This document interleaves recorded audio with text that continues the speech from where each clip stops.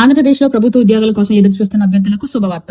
AP medical services recruitment board అంటే AP ఎంఎస్ఆర్బీ ద్వారా national health machine కింద మొత్తం 529 పోస్టుల భర్తీకి నోటిఫికేషన్ విడుదలైంది. ఈ రిక్రూట్మెంట్ లో staff nurse, pharmacist, multi rehabilitation worker వంటి పోస్టులు ఉన్నాయి. ఆరోగ్య శాఖలో ఉద్యోగం చేయాలనుకునే వారికి ఇది మంచి అవకాశం. మొత్తం ఖాళీలు 529. కాంట్రాక్ట్ ఆర్ అవుట్ సోర్సింగ్ ప్రాతిపదికన ఉద్యోగ స్థలం ఆంధ్రప్రదేశ్లోని వివిధ జిల్లాలు. విద్యార్హతలు పోస్టును బట్టి మారతాయి. ఈ నోటిఫికేషన్ సంబంధించిన పూర్తి వివరాలు అంటే ఎడ్యుకేషనల్ క్వాలిఫికేషన్ కానీ, ఏజ్ రిలాక్సేషన్ కానీ, లేదు అడిషనల్ క్వాలిఫికేషన్ ఏ ఉండాలి అనేది పూర్తి వివరాలు అండ్ అప్లికేషన్ ఎలా ఫిల్ చేయాలి, ఫీజు ఎంత పే చేయాలి అలాంటి డీటెయిల్స్ అన్ని పూర్తిగా చూద్దాం. నోటిఫికేషన్ లోకి వెళ్లే ముందు మా ఇన్ఫర్మేషన్ కనుక మీకు నచ్చినట్టయితే ఇప్పుడే సబ్స్క్రైబ్ చేసుకోండి అండ్ మీ ఫ్రెండ్స్ తో కూడా షేర్ చేసుకోండి. ఇంకా నోటిఫికేషన్ లోకి వెళ్ళిపోదాం. ఫస్ట్ గూగుల్లోకి వెళ్ళి apmsrb.ap.gov. అని టైప్ చేసి క్లిక్ చేయగానే పైన ఫస్ట్ అఫీషియల్ వెబ్సైట్ లింక్ అనేది వస్తుంది. అది కనుక క్లిక్ చేస్తే మీకు ఈ Andhra Pradesh medical services recruitment board official website అనేది ఓపెన్ అవుతుంది. ఇది హోమ్ పేజ్. ఇందులో మనకి అబౌట్ అస్, నోటిఫికేషన్స్, జీరోస్ అన్ని ఉంటాయి. అందులో మనం నోటిఫికేషన్స్ డేటా యాప్ దగ్గరికి వెళ్ళి క్లిక్ చేస్తే మీకు ఈ నెంబర్లో ఉన్న ఇక్కడ ఉన్న నోటిఫికేషన్స్ అన్ని కనిపిస్తాయి. ఇక్కడ మన second one notification for the post of staff nurse, pharmacist, multi rehabilitation workers. దీని స్టార్టింగ్ డేట్ వచ్చి అప్లికేషన్ ప్రాసెస్ కి 13th నుంచి 30th జూన్ వరకు మనకి అప్లికేషన్ ప్రాసెస్ అనేది స్టార్ట్ అయ్యి ఎండ్ అవుతుంది. ఇక్కడ ఈ నోటిఫికేషన్ కి సంబంధించిన డీటెయిల్ నోటిఫికేషన్ మనకి డౌన్లోడ్ హియర్ అని క్లిక్ చేయగానే అక్కడ మనకి అఫీషియల్ నోటిఫికేషన్ PDF అనేది ఓపెన్ అవుతుంది. Government of Andhra Pradesh health, medical and family welfare department నుంచి మనకి ఈ Andhra Pradesh medical services recruitment board నుంచి వచ్చింది. ఇది recruitment for the post of staff nurse, pharmacist, multi rehabilitation workers under contract basis. మాత్రం గుర్తుపెట్టుకోండి, ఇది రెగ్యులర్ బేసిక్స్ కాదు, కాంట్రాక్ట్ బేసిస్ కి. అప్లికేషన్స్ వచ్చేసి మనకి ఆన్లైన్ మోడ్ లో, ఈ రిక్రూట్మెంట్ కి ఆన్లైన్ మోడ్ నుంచే మనం అప్లికేషన్స్ పెట్టాలి. ఆఫ్లైన్ మోడ్ లో మనకి అప్లై చేయడానికి లేదు. ఓన్లీ 3 పోస్ట్ కి సంబంధించిన 3 డిఫరెంట్ కేటగిరీస్ కి సంబంధించిన పోస్టులు మాత్రమే ఇక్కడ మనం అప్లై చేయొచ్చు. Staff nurse, pharmacist, multi rehabilitation worker. Next candidates shall apply online through boards website. Home website వచ్చేసి http://apmsrb.ap.gov.in అనే వెబ్సైట్ లోకి వెళ్ళి మన అప్లికేషన్ కానీ మిగతా సంబంధించిన డీటెయిల్స్ అన్ని కూడా ఇక్కడే మనం చేయాలి. ఇది అఫీషియల్ వెబ్సైట్ అనమాట.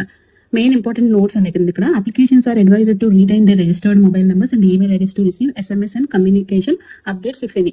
మనం ఎప్పుడైతే అప్లికేషన్ ఫిల్ చేస్తామో అక్కడ ఏదైతే ఆ email ID, next mobile number ఇస్తామో అవి వ్యాలిడ్ గా ఇవ్వాలి, రెగ్యులర్ గా యూసేజ్ లో ఉన్న మాత్రమే ఇవ్వాలి. ఎందుకంటే ఫర్దర్ గా ఇంటిమేషన్స్ అన్ని ఆ మెయిల్ ఐడికి, ఆ ఫోన్ నెంబర్ కి పంపిస్తారు కాబట్టి అవి మీరు రెడీగా పెట్టుకోండి. Next SC sub classification is applicable. SC applicants must clearly specify their group. SC group 1, group 2, group 3. మనకి SC సబ్ క్లాసిఫికేషన్ కి కూడా మనకి ఇక్కడ అప్లికబుల్ అయ్యింది కాబట్టి మీరు ఏ గ్రూప్ అనేది కంపల్సరీ అక్కడ మెన్షన్ చేయాలి.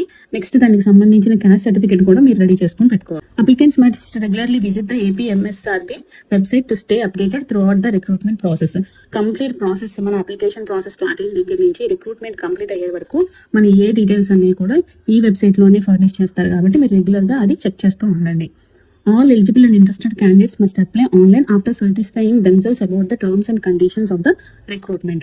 ఈ రిక్రూట్మెంట్ కి సంబంధించిన కంప్లీట్ నోటిఫికేషన్ చదువుకొని దానికి మీరు అప్లికబుల్ కాదా అని మీకు మీరు కన్ఫర్మ్ చేసుకొని అప్పుడు అప్లికేషన్ అనేది ప్రాసెస్ అనేది స్టార్ట్ చేయండి. ఇదంతా కూడా ఆన్లైన్ మోడ్ లోనే ఉంటుంది. ఎట్లాంటి ఆఫ్లైన్ మోడ్ లాంటిది ఏది ఎంటర్టైన్ చేయరు. అది కూడా అఫీషియల్ వెబ్సైట్ నుంచి మాత్రమే చేయండి. వేరే ఫేక్ లింక్స్ లో నుంచి మీరు ఎక్కడా కూడా క్లిక్ చేసి మీరు అక్కడ అప్లై చేయొద్దు.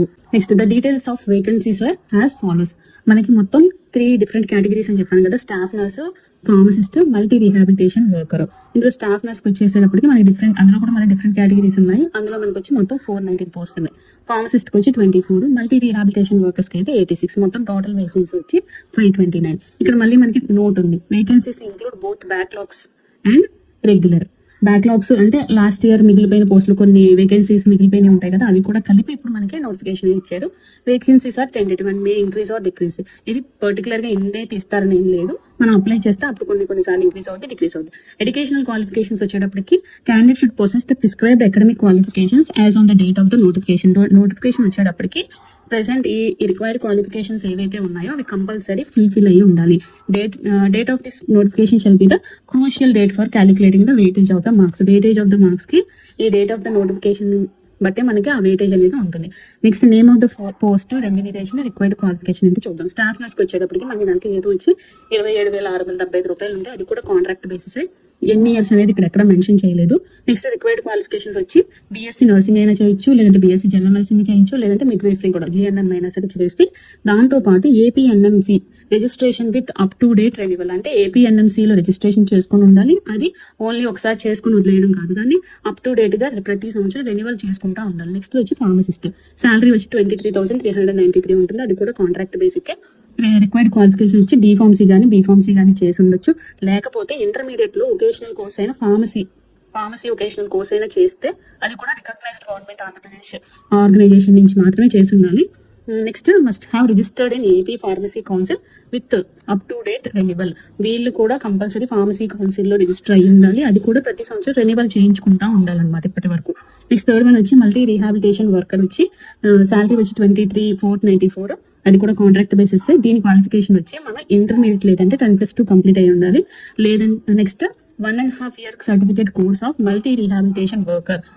10 ఇంటర్మీడియట్ కంప్లీట్ అయిన తర్వాత మల్టీ రీహాబిలిటేషన్ వర్కర్ కి సంబంధించిన 1.5 year కోర్స్ ఉంటుంది. అది రికగ్నైజ్డ్ యూనివర్సిటీ నుండి కంప్లీట్ చేసి ఉండాలి. నెక్స్ట్ రిజిస్టర్డ్ ఏ rehabilitation personal under RCI act. వీళ్ళు కూడా రీహాబిలిటేషన్ పర్సనల్ లో మనకి రిజిస్టర్ అయి ఉండాలి. ఈ క్వాలిఫికేషన్స్ అన్ని కనుక మీరు మీట్ అయితేనే ఈ అప్లికేషన్ ప్రాసెస్ అనేది స్టార్ట్ చేయండి. రిజర్వేషన్స్ వచ్చేటప్పటికి డిఫరెంట్ కేటగిరీస్ కి డిఫరెంట్ రిజర్వేషన్స్ అనేవి ఉన్నాయి. కాబట్టి మీరు ఒకసారి ఇది డీటెయిల్డ్ నోటిఫికేషన్ లో ఎట్లాంటి రిజర్వేషన్స్ ఉన్నాయి, పీడబ్ల్యూకి ఎట్లాంటి రిజర్వేషన్స్ ఉన్నాయి అనేది ఒకసారి మీరు చెక్ చేసుకోండి. నెక్స్ట్ ఏజ్ వచ్చేటప్పటికి మినిమం వచ్చి 18 years, మాక్సిమం 42 years. అది కూడా January 1, 2026 కల్లా 42 లోపు ఉండాలి. జనరల్ కేటగిరీ అయితే కనుక 18 కంటే తక్కువ కానీ 42 years కంటే ఎక్కువ కానీ ఉండకూడదు. కొన్ని ఏజ్ రిలాక్సేషన్స్ కూడా ఉన్నాయి. అందులో ఎస్సీ, ఎస్టీ, బీసీ, డబ్ల్యూఎస్ వాళ్ళకైతే 5 years, పీబీడీ వాళ్ళకైతే కనుక 10 years, persons with bench mark disabilities ఉన్న వాళ్ళకి 10 years, ఎక్స్ సర్వీస్ మెన్ అయితే కనుక 3 years మనకి ఏజ్ రిలాక్సేషన్ అనేది ఉంది. Only Andhra Pradesh state candidates are eligible to apply. ఇక్కడ మనకి బాగా నోట్ చేయాల్సిన విషయం ఏంటంటే లోకల్ క్యాండిడేట్స్ మాత్రమే ఈ పోస్ట్ కి ఎలిజిబిలిటీ ఉంది. లోకల్ గా ఉన్న వాళ్ళు మాత్రమే ఈ పోస్ట్ ని అప్లై చేయొచ్చు. Candidates who studied from 4th class to 10th class in the state of AP and candidates who migrated to any part of AP from state of Telangana within a period of 3 years from 2nd June 2014. 4th class నుంచి 10th class వరకు మనకి ఏపీలో చదివి ఉండాలి compulsory. ఆ study certificate కనుక మీకు ఉంటే మీరు దీనికి ఎలిజిబుల్. ఒకవేళ notification is valid for 1 year or until the fresh notification is issued.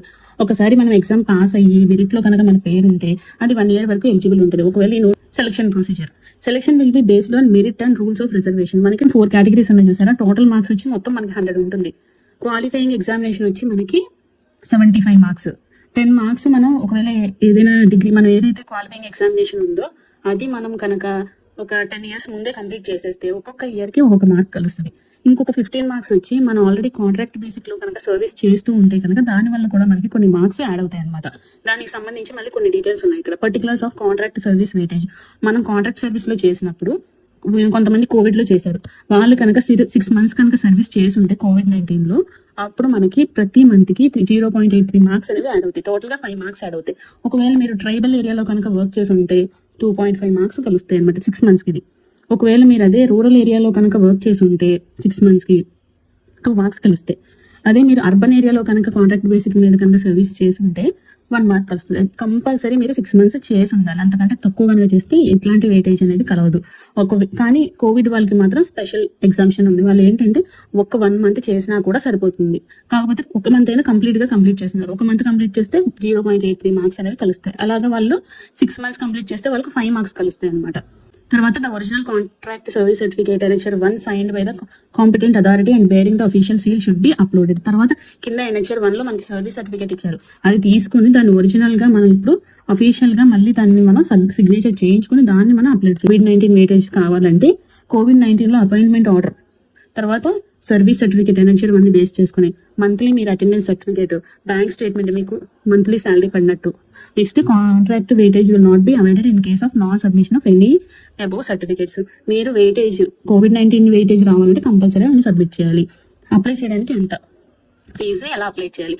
1200 వచ్చి ఓసీకి, నెక్స్ట్ 900 వచ్చేది SC, ST, BC, EWS person with bench mark disability ఉన్న వాళ్ళకి 900. అప్లికేషన్స్ మస్ట్ బి సబ్మిటెడ్ ఆన్లైన్లో చేయాలి. ఏపీఎంఎస్ఆర్బి వెబ్సైట్ నుంచి చేయాలి. అది 13th నుంచి 30th లోపు కంప్లీట్ చేసేయాలి జూన్ మంత్ లోనే. Applicant should upload all required certificate upon submission of online form. Notification wise application number will be generated. The same may be used for any further references. మీరు application fill చేసేటప్పుడు necessary documents అన్ని upload చేసిన తర్వాత మీకు ఒక number వస్తుంది, application number. అది future కోసం దాచుకోవాలి. Applicants must be compulsory fill up all relevant columns of the application form carefully. The applicant alone shall be responsible for information. ప్రతి ఒక్క డీటెయిల్ కూడా కరెక్ట్ గా ఫిల్ చేయాలి. ఏ ఫాల్స్ ఇన్ఫర్మేషన్ కనుక మీరు అక్కడ ఇస్తే దానికి మీరే responsible. Certificates to be uploaded online. ఏమేమి అప్లోడ్ చేయాలి? కంపల్సరీ ప్రతి సర్టిఫికేట్ PDF చేసుకోండి. ఏమేమి సర్టిఫికేట్స్ అంటే లేటెస్ట్ గా తీసుకున్న ఫోటో కావాలి, సిగ్నేచర్ కావాలి. నెక్స్ట్ SSC సర్టిఫికేట్, దేనికంటే డేట్ ఆఫ్ బర్త్ ప్రూఫ్ కోసం. Next intermediate certificate, study certificate from 4th to 10th class వరకు మీకు స్టడీ సర్టిఫికేట్స్ ఉండాలి.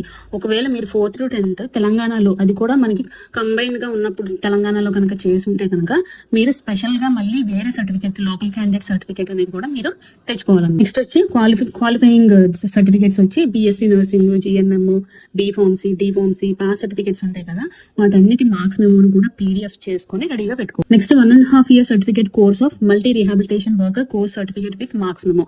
ఈ మల్టీ రిహాబిలిటేషన్ వర్కర్ ఆ పోస్ట్ కి అప్లై చేసే వాళ్ళు ఇంటర్మీడియట్ తో పాటు 1.5 year సర్టిఫికేట్ కోర్స్ చేయాలి కదా, అది కూడా మార్క్స్ మెమో పెట్టుకోవాలి. AP NMC council registration up to date renewal certificate. Next AP pharmacy council registration with up to date renewal certificate, registered as rehabilitation person. Already ఈ certificates renewal చేయించుకోవాలన్నాం కదా, అవన్నీ కూడా మీరు PDF చేసుకొని పెట్టుకోవాలి. Contract service certificate from Annexure 5. Normal contract service certificate ఉంటుంది కదా, Annexure 5 ని వేస్ట్ చేసుకొని కంప్లీట్ చేయాలి. క్యాస్ట్ సర్టిఫికేట్, మీరు క్యాస్ట్ కేటగిరీని బట్టి SC అయితే 1, 2, 3 ఉన్నాయి కదా, వాటిని బట్టి ఆ సర్టిఫికేట్స్. ST వాళ్ళు ST, BC, OC వాళ్ళకి అయితే అవసరం లేదు, మిగతా అన్ని కేటగిరీస్ కి కావాలి. ఆన్లైన్ రిజిస్ట్రేషన్ వచ్చేటప్పటికి ఫస్ట్ AP MSRB AP.gov.in లోకి పోర్టల్లోకి వెళ్ళి అక్కడి నుంచి మనం స్టార్ట్ చేయాలి. ఫస్ట్ ఆన్లైన్ రిజిస్ట్రేషన్ చేయించుకోవాలి. ప్రతిదానికి ఇప్పుడు ఆన్లైన్ రిజిస్ట్రేషన్ కంపల్సరీ కదా.